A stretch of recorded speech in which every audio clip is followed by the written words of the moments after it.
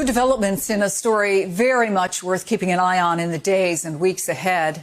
Russian opposition leader Alexei Navalny, Vladimir Putin's chief domestic critic, currently in prison, is now sick. According to the New York Times, prison doctors say Navalny is showing signs of respiratory illness and that he's been moved to the infirmary. You'll remember thousands were arrested in a crackdown on protests across Russia when Navalny was arrested in January, shortly after he survived a near-fatal chemical poisoning from a military-grade nerve agent. He was later sentenced to 2 years in a notorious Russian prison on a parole violation. More recently, last week, he started a hunger strike over lack of adequate medical care for pain in his back and legs. In fact, just yesterday, during a protest outside of Navalny's prison, his personal doctor told journalists that the treatment he's receiving poses a lethal risk to his health. The Times reports that doctor was promptly arrested, along with several reporters. Let's bring in MSNBC international affairs analyst, former U.S. ambassador to Russia, Michael McFaul. Michael, how concerning are these reports in the New York Times? Deeply concerning. It's frightening to hear what's been happening to him, to see what's happened to his health in just the time he's been imprisoned. He may have tuberculosis, he may have other ailments, and he's not getting the treatment he needs to survive. His family, opposition leaders have always worried that the main goal once he went into prison was just to survive. And that now looks like it's being threatened. Yeah, there's apparently some reports that Navalny said in a social media post he suspected tuberculosis, a common contagion in Russian prisons. Give us an idea, because you know what that looks like, being inside a Russian prison, what he's facing right now. Well, I actually have been inside Russian prisons. When I was in the government, we had exchanges and dialogues about prison conditions in Russia and the United States. And Russian prisons are tough places to be. He's in a really, really tough place. Tuberculosis, which most of the world doesn't experience anymore, doesn't have. There are rare strains in Russian prisons, and it's a very dangerous place. And he also tweeted out that there were 3 other inmates in the same facility where he is living that looked and sounded like they had tuberculosis. And I just think this underscores just the brutality of the Putin regime. Remember, as you just said, they tried to kill him before. He left the country and had to go to Germany to survive. He came back, being as courageous as he is, and then they arrested him because he violated his parole for saving his life in Germany. Just think how absurd that is. And now it looks like they're not afraid to allow him to die in prison. It's just a really horrific regime, the way they're treating him this way.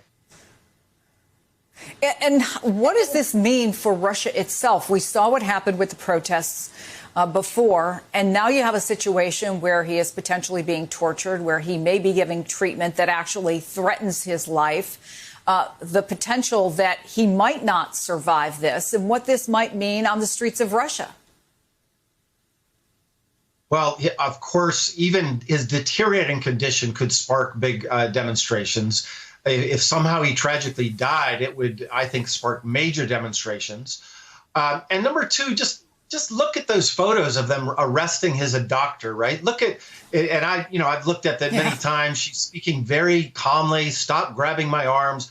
I think it really underscores that this is a regime that's in decay, right? You don't arrest your best and brightest. You cannot forever oppress the most talented people in your country. And I think these images suggest that the Putin regime is much more frail than we think in the West. We always think of it as being this strong man and in charge. I think it's a lot more frail. That's the reason that Alexei Navalny's in jail. He wouldn't be in jail if the regime was strong and Putin was popular. And I hope it doesn't come to some horrible outcome that he might die in jail, and then the regime would really be tested. Yeah, and it seems like there's no way that's too small to torture, essentially, Alexei Navalny. I'm going to read from the New York Times again. Supporters say prison authorities have also resorted to petty harassment. Nearby Mr. Navalny, who is now well into a hunger strike, they have been grilling chicken. I'm sure that doesn't surprise you. Well, it's horrible. It's awful. And, they sent in this woman, Butina, if you remember her. She was arrested here in the United States for a while. Yeah. And out of the blue, she showed up with a camera crew and started interrogating him. They're obviously trying to break him psychologically and physically. And it's tragic, for us to look on and think, what can we do? There's little we can do. And likewise, it's tragic for those and his supporters. It's very difficult to know what can be done to try to help him, other than to remind people that this is happening, just like you are doing right now. So thank you for that. And to remind the Putin regime that the world is watching how they're treating, Mr. Navalny, and how they're torturing Mr. Navalny even after he has been unjustly arrested. What, if anything, Ambassador, are you watching for in terms of what the U.S. government could or might do and our allies could or might do? Well, I do think the options are limited. I'm grateful for the fact that the Biden administration is speaking out against this. That's something that we did not have for several years in the Trump administration. And I think they should be signaling what kinds of new sanctions would come should something even worse happen to Mr. Navalny. Again, I don't want to pretend that is a silver bullet, but I do think the Russian government and Russian officials have to know that there will be consequences should his health deteriorate. And of course, that is always better said if we're doing it in collaboration with our European allies. Hey, thanks for watching our YouTube channel. You should know that you can follow today's top stories and breaking news and catch up on your favorite MSNBC shows all in one place. Download the NBC News app today.